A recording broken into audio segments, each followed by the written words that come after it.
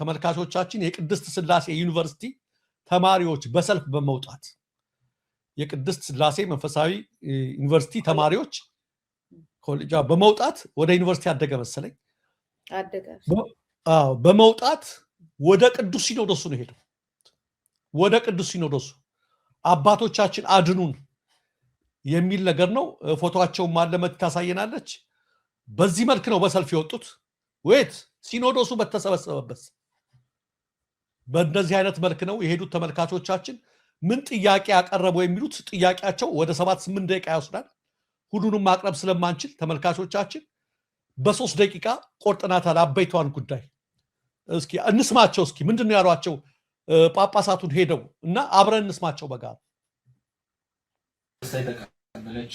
ከሁሉም ማህበረሰብ ጋር በሰላም አብሮ በመኖር የታወቀች ለሀገርና ወገን በትምህርት ዘርፍ ፊደል ቀርጻ ስርዓተ ትምህርት ነድፋ ከፊደል እስከ መጽሐፍት በማስተማር እንደ አንድ የፍትህ ተቋም ሆና ያገለገለች በስነ ምግባር ሀገር ወዳድ ሩህሩህ ሙሉ ሰብዕና ያለው ዜጋ ያፈራች በኪነ ህንጻና በኪነ ጥበብ እስከዛሬ ድረስ ዓለም በአድናቆት የሚጎበኛቸውን ለሀገራችንም በቱሪዝሙ ዘርፍም ከፍተኛ ገቢ የሚያስገኙ አብያተ ክርስቲያናትና ገዳማትን የስነ ጽሑፍ ጥበብ በቅርሳቅርስና አካባቢ ጥበቃ ረገድም ሺህ ዘመንን ምዕት ዓመታትን ያስቆጠሩ ጥንታውያን ቅርሶችን ያስገኘች በሀገራችን የተፈጥሮ ደን በሚመናመንበት ዘመን የተፈጥሮ ደንን በመንከባከብና በመጠበቅ ረገድ ከፍ ያለ ሚና የተወጣችና የምትወጣ ቤተክርስቲያን ናት። ነገር ግን ባለቤቷ እና ራሷ የሆነው ክርስቶስ እንደተናገረ ነገሮች ሁሉ አልጋ ባልጋ ሳይሆኑ በብዙ መከራ ውስጥ 2000 ዘመናትን አልፋ እዚህ ደርሳለች። በዚህም ዘመን በብዙ መልኩ ከዓለም መከራን የተቀበለች ትገኛለች። ከመከራዎቿ መካከልም ዋናውና አሳሳቢ ሁኔታ ላይ የሚገኘው የምዕመናን በግፍ መገደል፣ መሰደድ፣ ሀብት ንብረታቸው መዘረፍ እና የአብያተ ክርስቲያናትን መውደም ነው። ከአንድ ዓመት በፊትና 2018 ዓመተ ምህረት ብቻ እንኳን በምዕራብ ሐረርጌ ሀገረ ስብከት በአሰቦት ገዳም በአበው መነኮሳት ላይ ግድያ ተፈጽሟል። በምስራቅ ሸዋ ሀገረ ስብከት በዝቋላ ደብረ ከዋክብት አቡነ ገብረ መንፈስ ቅዱስ አንድነት ገዳም መናንያን ከየባታቸው ተወስደው በግፍ ተገድለዋል። አሁን ደግሞ ችግሩ ተባብሶ በምስራቅ አርሲ ሀገረ ስብከት በሽርካ በሆሎንቆ በመርቲ በጉናና በአሰኮ ወረዳዎች በምዕመናንና በካህናት ላይ ተደጋግሞ የተፈጸመውን ግድያ ማንሳት ይቻላል።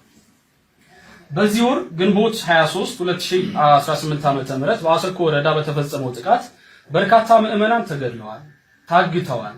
በሺ የሚቆጠሩ ምዕመናን መኖሪያ ቤታቸው በእሳት ተቃጥለዋል፣ ንብረቶቻቸውም ወድመዋል፣ ከቀያቸው ተፈናቅለዋል። 101 ዓመት ያስቆጠረው የጠለታ ቅዱስ ገብርኤል ቤተክርስቲያን ተቃጥሏል። የካራ ኩፍተና መድኃኔዓለም ቤተክርስቲያን ተዘርፏል። በዚህ ምክንያት ብፁዕ ቅዱስ ፓትርያርኩና የሀገረ ስብከቱ ሊቀ ጳጳስ የሐዘን መግለጫ ሰጥተዋል። እኛም የቅድስት ሥላሴ ዩኒቨርሲቲ ደቀ መዛሙርት የቤተክርስቲያኑ ልጆች እንደመሆናችን ሁላችንም በዚህ እኩይና ጸያፍ ድርጊት የተሰማንን ጥልቅ ሐዘን በብፁዕ አባታችን ፊት እንገልጻለን። በትጋት ልናገለግላት የምንማርላት የቤተክርስቲያናችን ጉዳይ ይመለከተናል በማለት ከዚህ በመቀጠል ለብፁዕ አባታችን ያለንን ጥያቄ እንደሚከተለው እናቀርባለን። ብፁዕ አባታችን ሆይ ይህ በቤተክርስቲያን ላይ ተደጋግሞ የሚፈጸመው ግፍ ምክንያቱ ምንድነው? እስከመቼስ ይቀጥላል? የሚያስቆመውስ ማን ነው? እኛስ በግፍ እየተገደልን ዝምታችን የሚቀጥለው እስከመቼ ነው? በቤተክርስቲያን ልጆች ላይ በምዕመናን ላይ በየጊዜው እየተፈጸመ ያለው የስነ ልቦና ጥቃት፣ የአካል ጉዳት፣ ስደትና መከራ፣ ግድያ፣ የሀብት ንብረት መውደም እስካሁን ድረስ ቀጥሏል። በየጊዜው እየተፈጸመ ያለው በመሆኑም ጥቃት ፈጻሚው አካል ተጣርቶ ህጋዊ እርምጃ ጉዳዩ በሚመለከተው አካል ተወስዶ በህይወታቸው በቤታቸውና በንብረታቸው ላይ ጥቃት የተፈጸመባቸው ምዕመናን እውነተኛ ፍትህ እንዲያገኙ ብፁዓን አባቶቻችን በጥራትና በቁርጠኝነት የመንፈስ ቅዱስ ልጆቻቸውን ከሞትና ከስደት እንድታድኗቸው በልጅነት መንፈስ እንጠይቃለን፣ እንማጸናለን። በቃ ይበቃናል። የመጨረሻው ነው። በተለይ ሃይላይት ያደረኩት በጎቻችሁን፣ ልጆቻችሁን፣ የመንፈስ ቅዱስ ልጆቻችሁን አድኗቸው። ይሄ የመጀመሪያው ስቴፕ ነው። ጥሩ ስቴፕ ነው ሄዱት። በአግባቡ ወደ ቅዱስ ሲኖዶስ ሄዷል። እኔ አባቶችን ላለመጫን ብዬ ነው እንጂ መቲ በሰሞኑ ጉዳይ ይሄ በተቆጣበት ሁኔታ ህዝቡ ቅዱስ ሲኖዶስ ሰርገው የገቡባቸው እንዳለ እናውቃለን፣ ከላይ የሚጫኗቸው። ነገር ግን ምልአተ ጉባኤ ለመጥራት ምንድነው ያገዳቸው እያልኩ ነው። ከዚህ በላይ ምን ጉዳይ አለ? ትልቅ ጉዳይ። አስቸኳይ ጉባኤ ለመጥራት ከምዕመናን መታረድ በላይ ከቤተ ክርስቲያን መቃጠል በላይ 100 ዓመት ያስቆጠረ ቤተክርስቲያን በአደባባይ ያ ብቻ አይደለም አንዳንድ እዚህ ማናቀርባቸው ቪዲዮዎች በጣም ጸያፍ የሆኑ አብሮ በኖረ ማህበረሰብ መካከልን መቃቃርን የሚፈጥሩ እጅግ አደገኛ አክራሪዎች ባለጌዎች ቃላቸው አየሩን የሚበክል ከዛ የሚናገሩት እናቃለን ገና እንገላቸዋለን ገና እንዲናረጋቸዋለን ይያሉ ቪዲዮ እየሰሩ ደህና መንግስት ቢሆን ኖሮ እነዚህን ሰዎች ተከታትሎ ለህግ ማቅረብ ቀላል ነበር ይሄ አገዛዝ ግን እያሰረ ያለው ማን እንደሆነ ሁላችሁም ታውቃላችሁ ዞሮ ዞሮ የቅድስት ሥላሴ ዩኒቨርሲቲ ተማሪዎች ይሄ አጀንዳችንን ጠብቀው ትምርታቸውን አቁመው ቅዱስ ሲኖዶስ ድረስ ሄደው ምን ያረጋችሁ ነው እስከመቼ ነው የሚቀጥለው የሚል ጥያቄ ማቅረባቸው ምን አደረጋችሁ ያሉ ይሄ አባቶችን ግፊት እየመጣባቸው ነው ማለት ነው የዚህ አይነት ግፊቶች በሚመጣበት ጊዜ ከመናነከምን አባቶች ብልዓተ ጉባኤ ጠርተው አንድ ነገር ማድረግ አለባቸው እዛ የተቀመጡትን አንዳንድ እንደ ዳንኤልና ነብይ ያስገቧቸውና አቡነ ሳይሮስና አንዳንድ ድምጾች ሊያፍኗቸው አይችሉም ብዙሃኑን አባቶች እናቃቸዋለን ስለዚህ እዚህ ጋር አባቶችም ይሄን እንደ በርካታ ህዝብ ከናንተ ጋር ነው ያለ ህዝቡ ያለ ምእመኑ አባቶች እኮ ምንም ናቸው እኮ የናንተ እኮ ውበት ቤተክርስቲያን ናት ቤተክርስቲያን ማለት ደግሞ ህንጻው ብቻ አይደለም አንዱ ህንጻው ቤተክርስቲያን ሁለት ደግሞ የምእመናን ማህበር አንድነት ነው አቡነ ጎርጎርዮስም እንዳስተማሩ ይሄ ነው የናንተ ውበትና ኃይል ጉልበት የሚመነጨው እንኳን የናንተና ይሄ ታንክና ባንክ አለኝ የሚለው ያለ ህዝብ ምንም ነው ስለዚህ አባቶች ይሄ ሁሉ ግፊት በመጣበት ሰዓት ላይ ምንድነው ያደረጋችሁ ያላችሁት የተሾማችሁት እኮ ለእንደዚህ አይነት ክፉ ቀን ነው ከዚህ በላይ ምን ዓላማ አላችሁ እናንተ ይህን ቆብ ያስደረጋችሁ ይህን ጥቁር ቀሚስ ያስደረጋችሁ እዚህ ቦታ ላይ ያስቀመጣችሁ ትልቁ ስራችሁ ይሄ ነው ሰው ሲገደል ቤተክርስቲያን ህንጻውን መልሰን እንሰራለን እያላችሁ መግለጫ እንድትሰጡ አይደለም እዛ የተቀመጣችሁ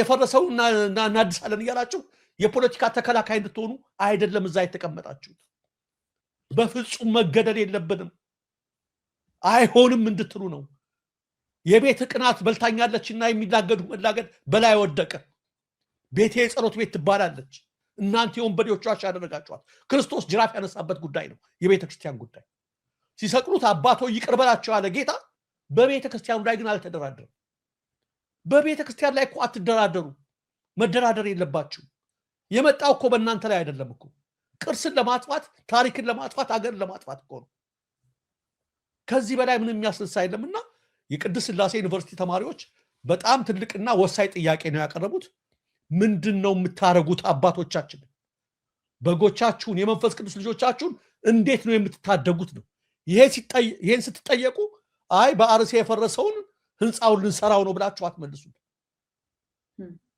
አይደለም ያን አይደለም የምንፈልገው ስለዚህ እኔ በጣም ደስ ብሎኛል አጀንዳውን እንደጠበቅን እዚህ ድረስ መሄዳችን መበርታት አለብን ሁሉም ሰው ግድያን ያለማምዱን አይገባ በፍጹም አንድ ወር በየሁለት ወሩ ያለማመዱ እንዳይቀጥሉ ጠንክሮ እስከ መጨረሻው መግፋት ያስፈልጋል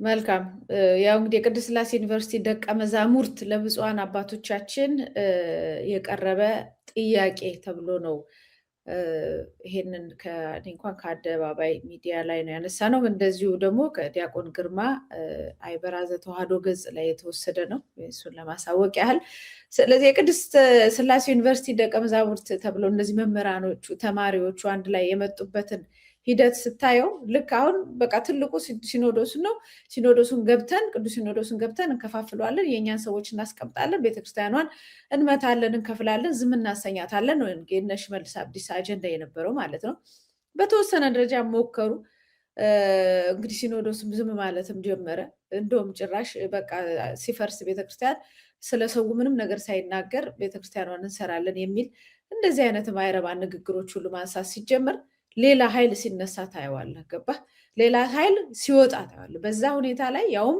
እነዚህ ተማሪዎች ናቸው ዩኒቨርሲቲ ተማሪዎች ናቸው ሁሉ ጊዜ የለውጥ ኃይሎች የሚንቀሳቀሱት ከዛ ነው ቤተክርስቲያን ግን ሃይራርኪካል ስለሆነች ከላይ ወደ ታች ስለሆነ ሁሉ ጊዜ ወደ ላይ ነው እንትኗን ጠብቃ መሰረቷን ጠብቃ እንትኗን መዋቅሯን ጠብቃ የምትንቀሳቀስ ስለሆነች ነው አሁን በዚህ በኩል የመጣው እነሱ አክት የማያረጉ የማይወስኑ ዝም ብሎ ህዝቡን እየተገደለ ዝም ብሎ የሚያስገድሉ ከሆነ ግን ሌላ ኃይል እንደመጣ የምታይበት ነው በውጭ ሀገር የካህናት ህብረት አለ የተመሰረተ በዚህ በኩል ደግሞ እነዚህ መምህራን ጥያቄ እንዳላቸው እንደሚመለከታቸው ስታንድ ባይ እንደሆኑ ምልዓተ ጉባኤ እንዲጠራ አጽንኦት ሰጥተው ተናግረዋል። ጥያቄዎቻቸው መመለስ አለባቸው።